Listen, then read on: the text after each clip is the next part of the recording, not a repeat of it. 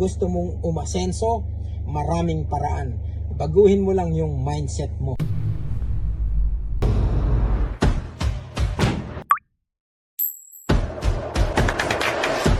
My name is Andre Bonds of the Handsome Mechanic. You should be here. Uulitin ko, nandiyan ka na. Hindi dapat dahilan, hindi dapat maging hadlang sa iyong pag-asenso. Ang pipi ang magulang mo o nakatira ka sa isang liblib na lugar, mahirap ka lang, hindi ka matangkad, hindi ka gwapo, hindi yan katwiran. Kung gusto mong umasenso, maraming paraan.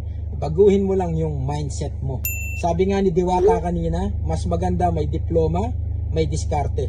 Pero kung wala kang diploma, at least madiskarte ka. Nandiyan na yung opportunity, isinusubo na sa iyo.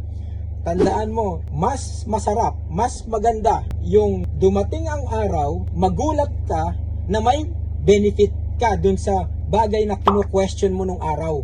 Kesa dun sa magulat ka na nagsisisi ka kasi, shit, ito pala yung sinasabi ni Tito Andre sa akin dati, hindi ko pinaniwalaan.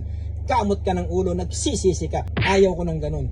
Mas masarap yung gulatin ka ng opportunity kesa yung ikaw ang magulat dun sa sinayang mong opportunity. Hindi mo? Yes, po. Okay, so this is Andre Bonds, the Handsome Mechanic. You should be here.